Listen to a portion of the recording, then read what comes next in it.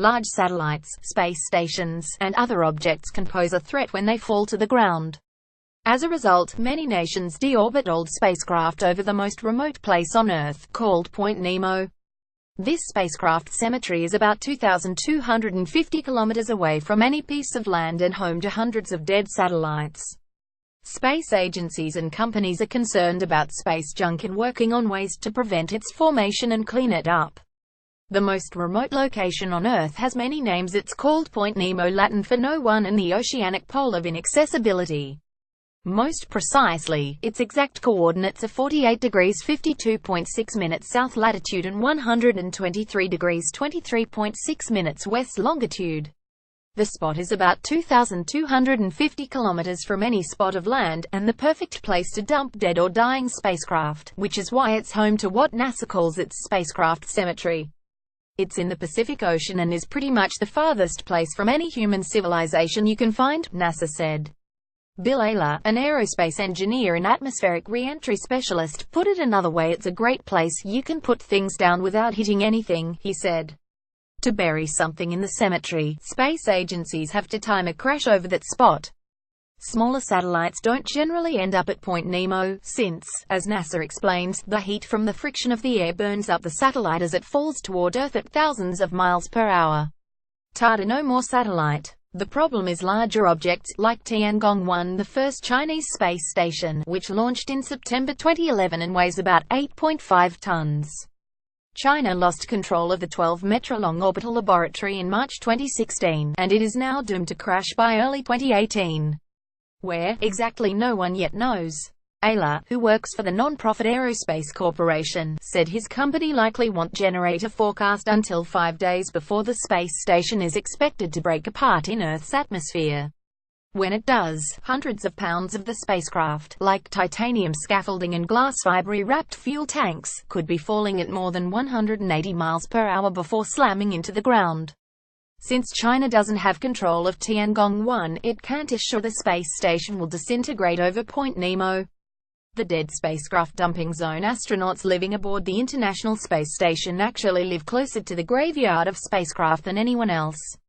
This is because the ISS orbits about 360 kilometers above Earth, and Point Nemo, when the orbital laboratory flies overhead.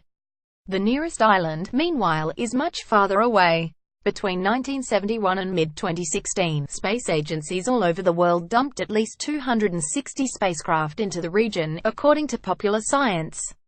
That tally has risen significantly since the year 2015, when the total was just 161, per Gizmodo. Buried under more than 2 miles of water is the Soviet-era Mir space station, more than 140 Russian resupply vehicles, several of the European Space Agency's cargo ships like the Jules Verne ATV, and even a SpaceX rocket, according to Smithsonian.com. These dead spacecraft aren't neatly tucked together, though. Ayler said a large object like Tiangong-1 can break apart into an oval-shaped footprint of debris that extends 1,600 kilometers long and dozens of miles wide. Meanwhile, the land-free zone around Point Nemo stretches more than 17 million square km, so paying your respects to a specific item isn't easy. While not all spacecraft wind up in the cemetery, the chances are extremely slim that anyone would get hit by debris regardless of where the spacecraft break up on Earth, Ayler said. It's not impossible, but since the beginning of the space age, a woman who was brushed on the shoulder in Oklahoma is the only one we're aware of who's been touched by a piece of space debris, he said.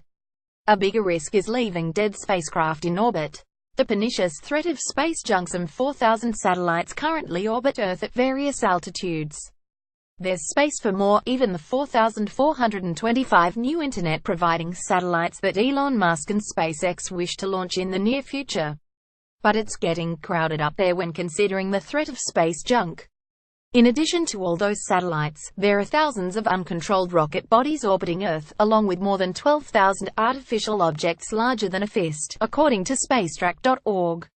That's not to mention countless screws, bolts, flecks of paint, and bits of metal.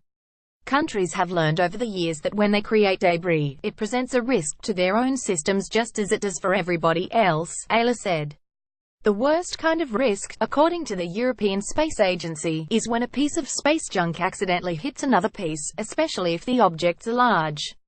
Such satellite collisions are rare but do happen. One occurred in 1996, another in 2009, and two in 2013. These accidents, along with the intentional destruction of space satellites, have generated countless pieces of space debris that can threaten satellites in nearby orbits years later, leading to a kind of runaway effect. We've figured out that this debris can stay up there for hundreds of years, Ayla said. Getting old spacecraft out of orbit is a key to preventing the formation of space junk, and many space agencies and corporations now build spacecraft with systems to deorbit them and land them in the spacecraft cemetery. But Ayla and others are pushing for the development of new technologies and methods that can lasso, bag, tug, and otherwise remove the old, uncontrolled stuff that's already up there and continues to pose a threat. I've proposed something like an XPRIZE or a grand challenge, where would you identify 3 spacecraft and give a prize to an entity to remove those things, he said. The most important hurdle to clear, though, may be politics on Earth. It's not just a technical issue. This idea of ownership gets to be a real player here, Ayla said. No other nation has permission to touch a US satellite, for instance. And if we went after a satellite, it could even be deemed an act of war. Ayla said someone needs to get nations together to agree on a treaty that spells out laws of the sea, like salvage rights to dead or uncontrollable objects in space. There needs to be something where nations and commercial companies have some authority to go after something, he said. Site highlights each day to your inbox. Follow Business Insider Australia on Facebook, Twitter, LinkedIn, and Instagram.